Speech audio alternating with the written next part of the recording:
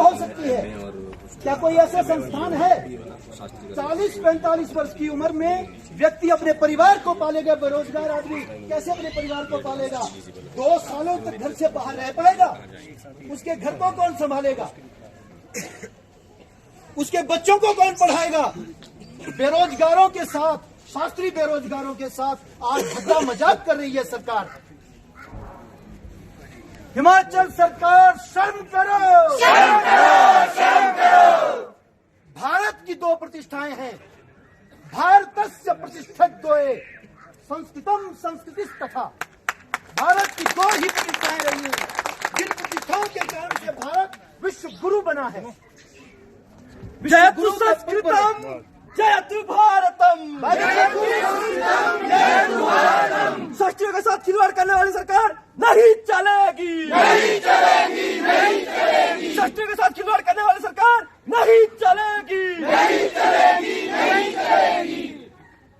भारत जिस कारण से विश्व गुरु था वो है संस्कृत और संस्कृति, सनातन संस्कृति।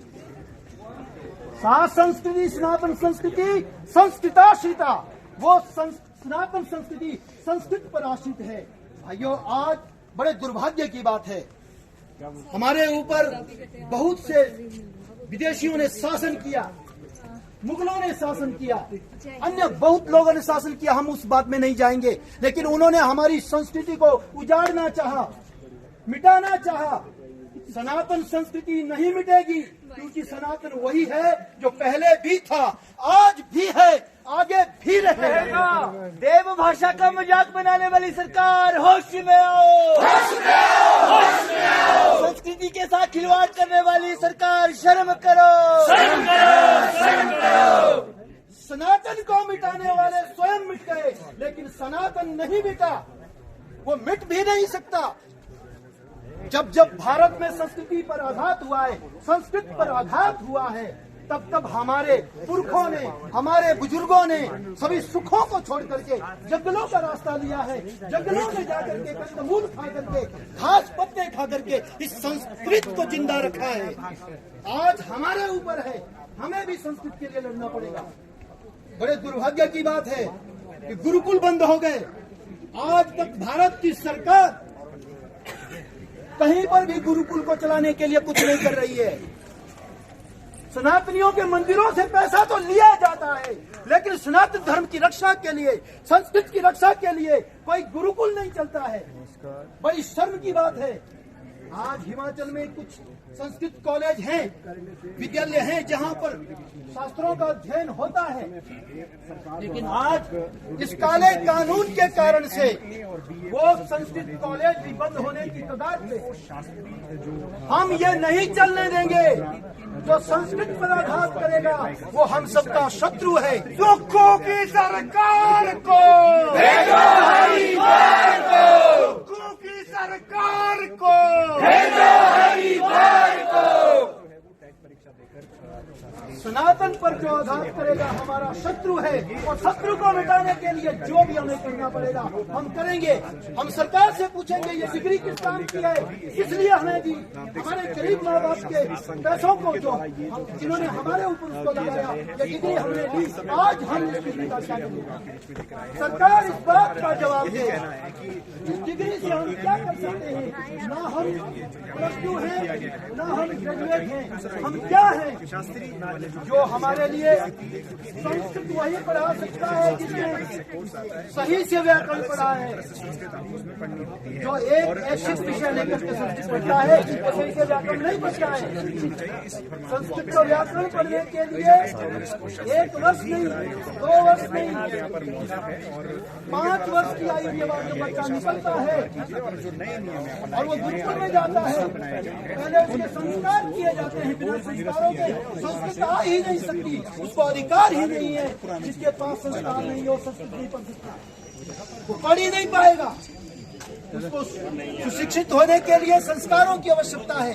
संस्कारों में रह करके, ब्रह्मचर्य का पालन करके, फिर जब हम पूर्व मध्यमा में प्रवेश करते हैं तो 2 वर्षों में पूर्व मध्यमा भाइयों व्याकरण शास्त्र में करनी पड़ती है। फिर उत्तर मध्यमा हमें 2 वर्षों में व्याकरण में करनी पड़ती है, 3 वर्षों में शास्त्री व्याकरण में ही करनी पड़ती है। हम आधुनिक विषयों को लेकर के संस्कृत के सभी विषयों को पढ़ते हैं, लेकिन आज हमारी पहचान कुछ भी नहीं है। हम मात्र टीकाधारी नहीं है। हम सरकार को बताएंगे हम मात्र टीकाधारी शिखाधारी नहीं है, हम संस्कृतज्ञ हैं। संस्कृत का अपमान, संस्कृत के ह्रास के लिए ऐसी नीतियां कभी स्वीकार नहीं की जाएगी। तख्त बदल दो, ताज बदल दो, बेईमानों का राज बदल दो। तख्त बदल दो, ताज बदल दो, बेईमानों का राज बदल दो। तख्त बदल दो, ताज बदल दो, बेईमानों का राज बदल दो। भाइयों, आज बड़े प्रताड़ित हुए हैं। ये सदा से होता आ रहा है, आज ही नहीं, ये पहले से होता आ रहा है। ये पहले से होता आ रहा है। हमारे बीच में ही जयचंद पैदा होते हैं। हम सबसे पहले शास्त्री हैं, हम संस्कृत के अनुरागी हैं, लेकिन कुछ संस्कृत पढ़ करके, कुछ डिग्रियां हासिल करके आज नए नियमों का स्वागत कर रहे हैं। वो आज यह सोच रहे हैं कि हम नौकरी लग जाएंगे। जयचंद ने भी यही सोचा कि अगर आज मैं मुगलों के साथ मिलूंगा तो शायद मैं राजा बन जाऊंगा, मुझे रियासत मिलेगी। भाई विरोध प्रदर्शन कर रहे हैं। जब कोई ऐसा जयचंद निकलता है वो स्वयं भी नष्ट होता है और अपनी सल्तनत को, अपने साम्राज्य को भी नष्ट कर लेता है। ऐसे लोग अपने मूल पर आघात कर रहे हैं। उन लोगों को शर्म आनी चाहिए जो आज अखबारों में बार बार यही बात कर रहे हैं कि भ्रम फैलाने वालों को शर्म आनी चाहिए। अरे उनको शर्म आनी चाहिए जो थोड़े से हित के लिए, अपने स्वार्थ के लिए, नौकरी पाने के लिए बिक रहे हैं। दोगलापंथी नहीं चलेगी, नहीं चलेगी, नहीं चलेगी। दोगलापंथी नहीं चलेगी, नहीं चलेगी, नहीं चलेगी। ऐसे बेरोजगार वो लोग